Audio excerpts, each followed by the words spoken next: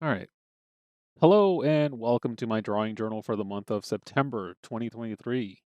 As always, my name is Freddie, and this journal will cover weeks 36 to 39. Almost a big 4-0, but not quite yet. There was something that was brought to my attention by a friend who asked me, how do I keep myself engaged with drawing? There's really no one answer to this other than you need to find that engagement for yourself. For example, I can't tell someone that you can find enjoyment of playing with bold colors and different strokes and expect that to engage them when that's been one of my own solutions I've been building up and using to keep myself going back.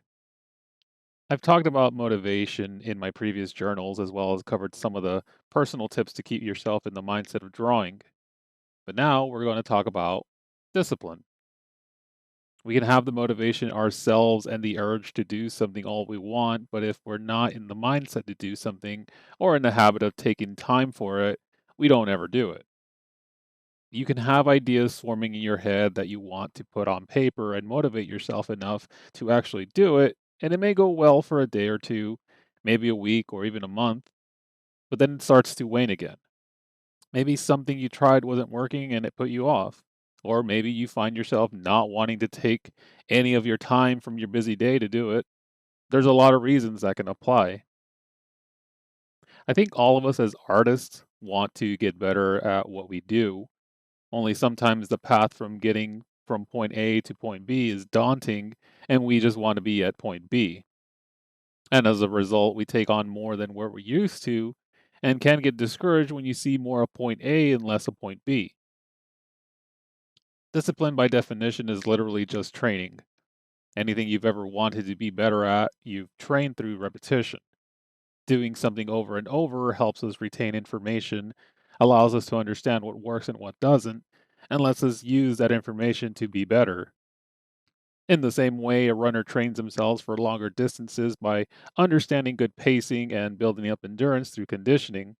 In the same vein, for drawing, your hand and arm gains muscle memory through repetition, and your eyes will pick up on mistakes or needed adjustments much quicker. For those of us who've taken extended breaks from drawing, like me, the desire is always there. It's keeping a rhythm of drawing again that takes some getting used to, and oftentimes doesn't fit into the lives we've already established. My only advice is sketch a bit a day. Maybe create a single character, draw an animal or object, and use that as your base to do some sketching. Instead of going from a daunting point A to point B, try bite sized point A and point B goals that let you tackle parts that you're lacking in. Like a muscle, the more you use it, the more it gets used to what it needs to do, and the stronger it becomes. Just remember that little steps are still steps.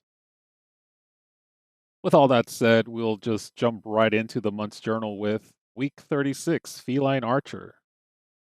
Chisa has been a character I've drawn here and there. She's been more of a side character for the most part until somewhat recently, where I decided she would eventually become part of Teraku's ragtag crew. In older sketches, I had put her on the side of the Red Sorceress and played with the idea of her being a double agent.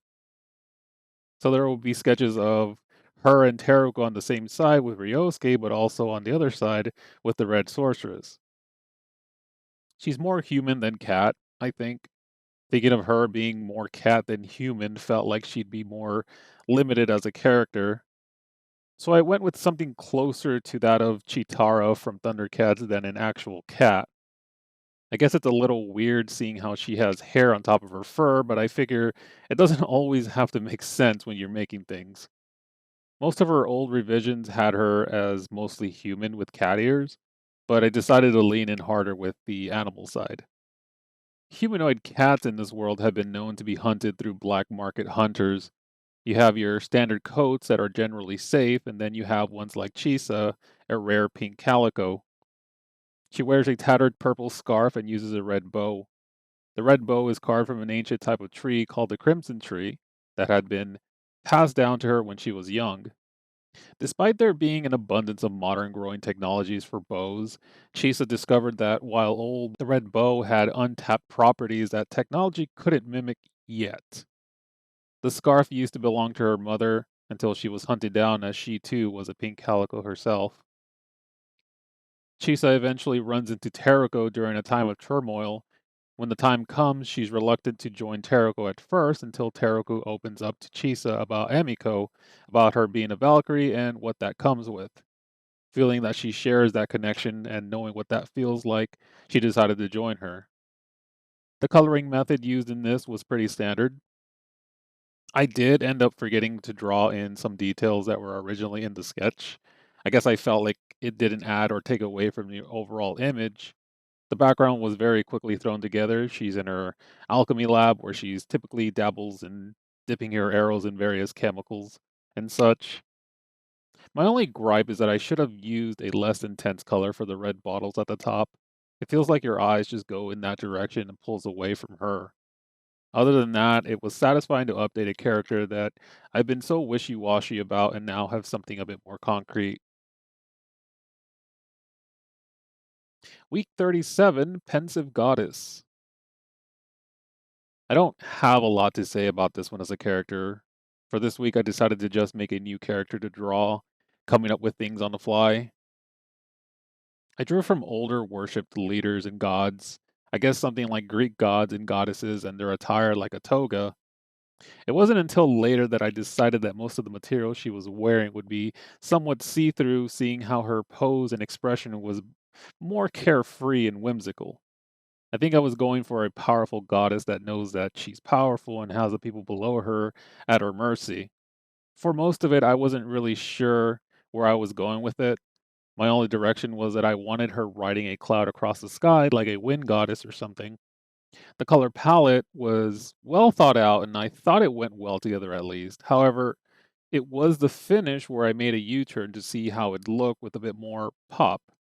The hard outline and the tone pattern behind her, not to mention the cloud itself being more cartoony, gave it a different twist considering the background was a bit more realistic. Most of this drawing was just experimentation. Sometimes you just want to try new things and see where they go. While I feel like something was missing around the top right corner overall, it was an okay addition to the journal. Might be something I'll try again in the future as a concept. I wasn't finding these results to be too strong until I started week 38, Late Night Stroll. Quest returns from week 6's Quest Cafe. I've mentioned some things about Quest in the past. She is the daughter of a dojo master, grown up being taught self defense, and as a result, is a risk taker, feeling like if she gets in any trouble, she can get out of it with what she knows.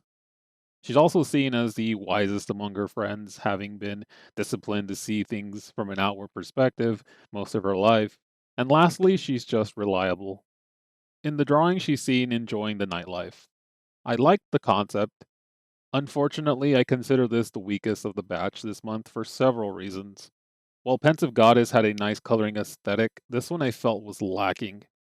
To start, I went back and forth on doing a night scene and then a sunset. I initially started with late evening, thinking it'd make the coloring of night tones a bit more interesting, seeing how I don't normally do a lot of night scenes. Then I wanted to do a sunset, but slowly had a gnawing feeling that using this as a sunset was like copying out what I originally wanted. So I went back and switched it to a night scene again.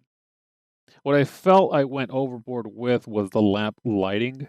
I like harsh lighting, but I do wonder how much it took away from her coloring. I don't know. Maybe I'm overthinking it.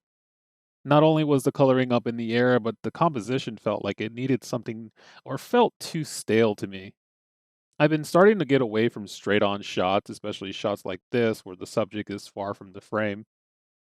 That all being said, I don't think this one came out bad, but there's just some things in it where I wish I had done a bit better with. That is to say, I still can, but I think it's just important to recognize when something can be done better. It's not a negative, I think it just motivates me to do better and know what to avoid in the future.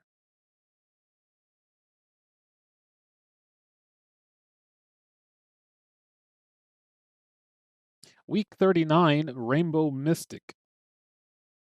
Starting this drawing, it was going to be a new character or another one of those what if scenarios. I had an image of a mystic channeling energy. Part of me thought I could use Kaylee to fulfill this, or I could just draw someone that looks similar to her and have it not be her. I went with the latter in hopes of making it different enough. Her outfit is mostly a robe, layered heavily with other articles of clothing that flow freely. Her hair had to flow as much as possible, and I feel like I did a good enough job to convey that. Sometimes I forget how to draw hair and it ends up looking like a pattern instead of natural hair. Originally, I was going to do a blonde hair mystic that came from a temple, but seeing how this was composed, I decided to play with colors and then eventually go with something more bold. I feel like it paid off big. I love how most of this was finished. I've mentioned how I really like bold colors and using not only the hair to display colors, but also the bands around her.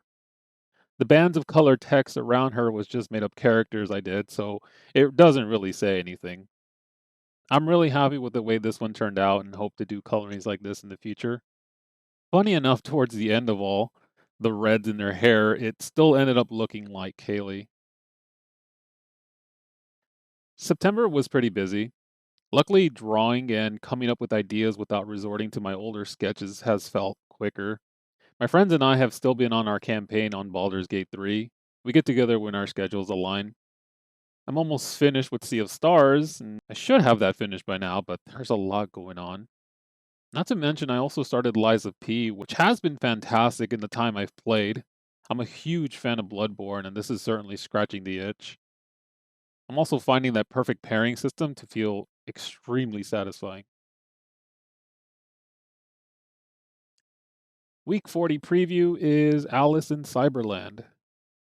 Keeping in line with the theme of cyberhood from week 35, I've been thinking of what to do next and decided to tackle Alice in Wonderland. As you can see, it's in a very extremely early phase, but I hope to shape it to what I want. Fall is in the air, so I've been feeling very good. It's also the start of spooky season, so next month's journal will be interesting. They probably all won't be Halloween inspired, but I do expect at least one of them to be. One more thing. During editing, I scaled Late Night Stroll and gave it a different perspective. Comparing the two, I feel like they both do something different. The original shows a lot of her surroundings, while the scaled one gives her more focus. I like how both look, and the new one is a really nice variation. Luckily, I work pretty big, so I don't lose a whole lot of quality doing so.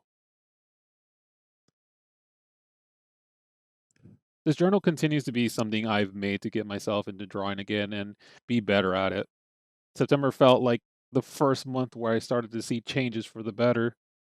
Remember to always just do your best, and if there's anything you saw and what you liked and inspired you, let me know in the comments. Thanks for watching.